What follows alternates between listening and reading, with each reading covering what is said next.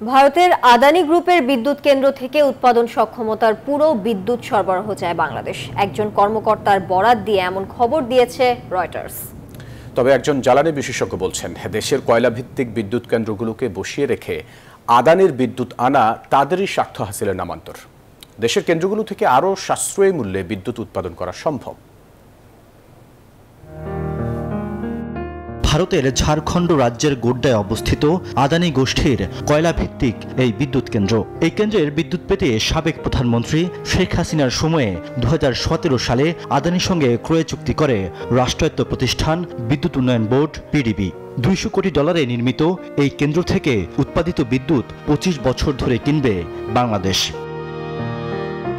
কিন্তু গত 3 মাসের বেশি সময় ধরে বিদ্যুতের বকেয়া বিল পরিশোধ নিয়ে বিরোধের কারণে আদানির কেন্দ্র থেকে বিদ্যুৎ সরবরাহ অর্ধেকে নেমেছিল। তবে আসন্ন গ্রীষ্ম মৌসুম সামনে রেখে আদানির বিদ্যুৎ কেন্দ্র থেকে সম্পূর্ণ বিদ্যুৎ সরবরাহের জন্য অনুরোধ জানিয়েছে বাংলাদেশ।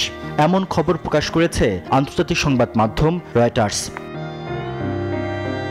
কয়লা ভিত্তিক এই বিদ্যুৎ কেন্দ্রের উৎপাদন সক্ষমতা 1600 মেগাওয়াট।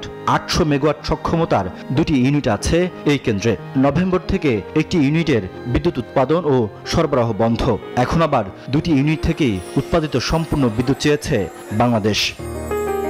তবে জ্বালানি বিশেষজ্ঞরা বলছেন, আদানির বিদ্যুতের চেয়ে দেশের কয়লা ভিত্তিক কেন্দ্রগুলোতে সাশ্রয়ী মূল্যে বিদ্যুৎ উৎপাদন সম্ভব।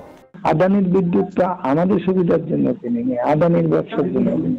আদানির ব্যবসা আগে সরকার থাকতে হতো, সরকার থাকতে হবে, এটাই কথা, আর তো কোনো কথা নেই। ওই বিদ্যুৎ দিয়ে ওকে পয়সা দিয়ে কিনবো, সেই বিদ্যুৎ দিয়ে কয়লা কিনে নিয়ে এসে ওর কয়লা বিদ্যুৎ না কিনে আমার এতগুলো উৎপাদন ক্ষমতা রয়ে গেছে, সেগুলো তৈরি করে নিতে পারতাম না। বাংলাদেশ বিদ্যুৎ উন্নয়ন বোর্ড রয়টার্সকে জানায়, তারা আদানির কোম্পানিকে মাসে 85 বিলিয়ন বা $8.50 কোটি করে পরিশোধ করছে। এর মাধ্যমে বকেয়া কমিয়ে আনতে চায় পিডিবি। রিয়াদ সুমন, নিউজ 24, ঢাকা।